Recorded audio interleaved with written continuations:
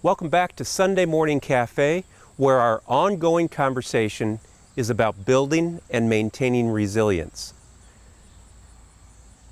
So this week, I became aware of something I didn't want to become aware of, and that is that I hurt a friend. And this person's like a brother to me. Didn't do it on purpose, but sure enough, I hurt a friend.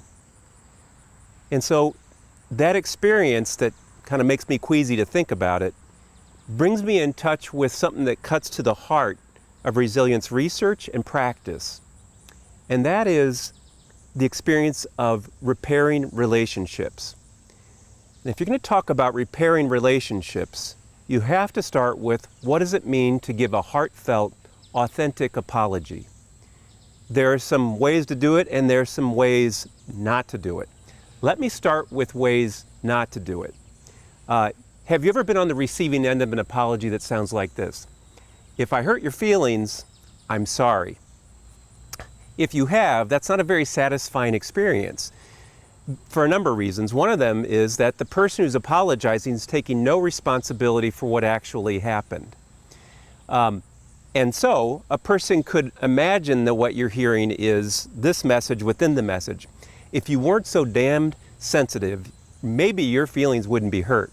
Almost like they ought to hand you a card of a therapist and say, look, because your feelings hurt so easily, you could go to a therapist. So you see, that's not a real apology. And the problem with that apology, if you remember back to a couple of sessions ago where we discussed with one another, I maintain that marriage is a people-growing machine, and by extension, I want to say that close relationships are as well. Because in our close relationships, you become aware that Tom Wagner 2.5 will not be sufficient for where this relationship wants to take me. I've got to develop into a more sophisticated person, a more mature person to be there. If I hurt your feelings, I'm sorry, robs me of the invitation to grow into Tom Wagner 3.0 from 2.5. You see what I'm saying? Let's talk about a second form of non-apology. Here's one my dad delivered to me as a young adult. He got together with me and he said, Tom, for anything I've ever done to hurt you, I'm sorry. Which on the surface sounds kind of noble, but what it is merely wallpaper put over the hole in the wall. My dad, I knew, was a person who held on to every resentment as if it were a precious jewel. And so in an effort to try to clear the air, I said, so Dad, what is it in particular you're thinking of that you're sorry for? And with that, our conversation kind of devolved into him letting me know that I wasn't man enough to take his apology, and it didn't work out so well. A third way to give a non-apology comes with our own Y chromosome as men.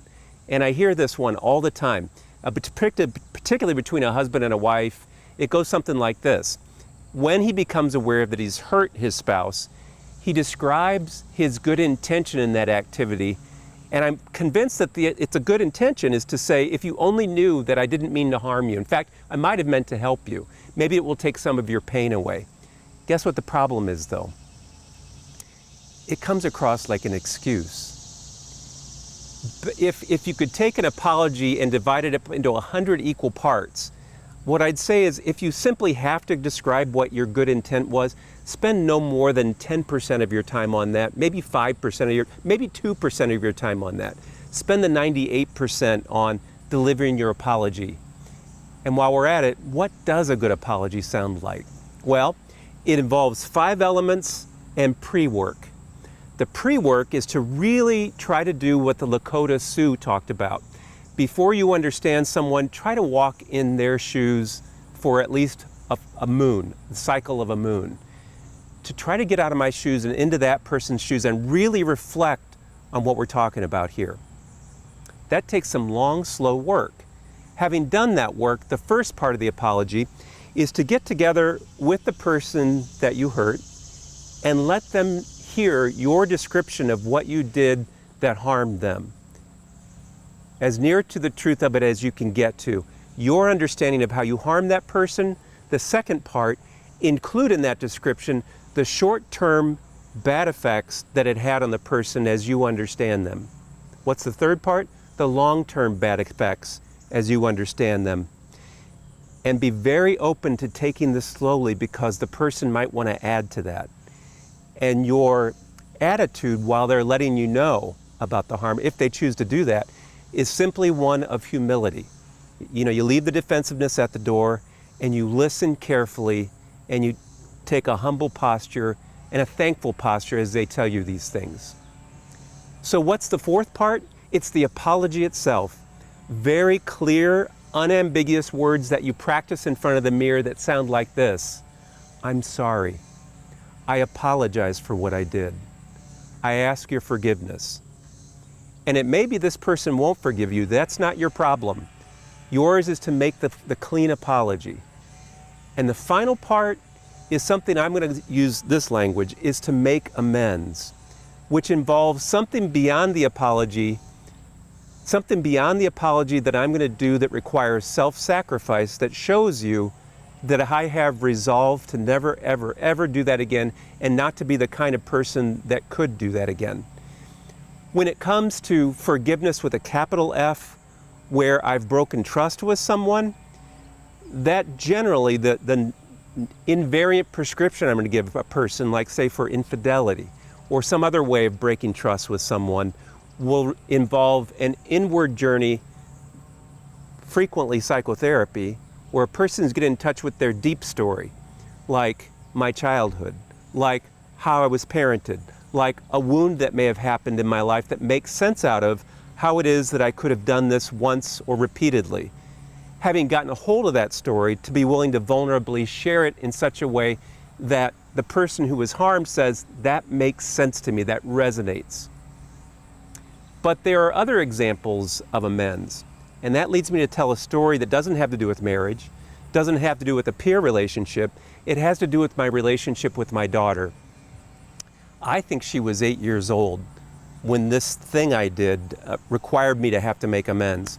We're on our way to school after one of those mornings where all three kids, one is a baby, my son who's younger, my daughter who's 8, I'm getting them all right. It's just a rough morning. We get in the car and she's been just kind of a snit all morning long to her young brother, to her little sister.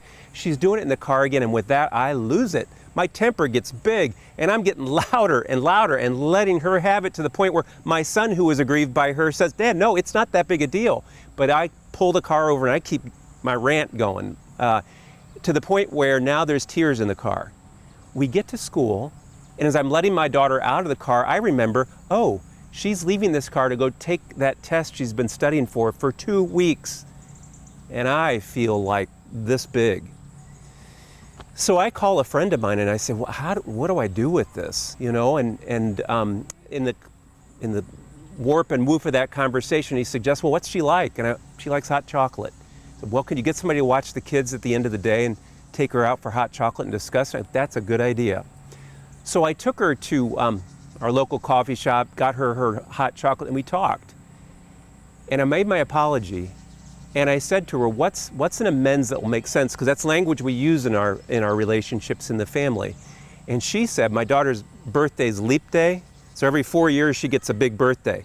The last birthday we had, actually she might have been 9 years old, because the last birthday is when she turned 8, which was her second birthday. And I made this cake that took me a whole day to make, with probably a pound of chocolate, white chocolate, dark chocolate, amaretto. It was like several layers. It was a beautiful cake. I used chocolate and I cut out little designs that I put on. It was just an amazing cake. Well, so she says, you could make me that cake again.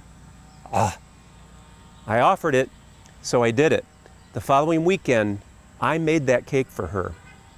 And the reason why I wanted to make amends is that what I knew is that a father for a girl is unconsciously that picture she's going to use as she goes out with guys later. I didn't want her thinking that this kind of angry behavior is normal for a man toward anybody. You know, so in my apology, when she said, and I'm sorry for that I made you mad, I said, no, that's not on you, that's me. The other thing was, I know that people are meaning-making creatures.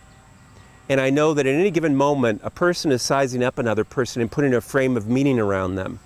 I knew I couldn't erase what I did in that car, but I wanted for my daughter, anytime she thought of that moment, I wanted her to think of that cake that I made next. And so That following weekend, when I made that cake that took me all day and I was worn out by the end, she sat down and ate that cake. And I'm just going to tell you that that forgiveness never tasted so sweet as that day. So I have some work to do coming up here this week. Wish me luck.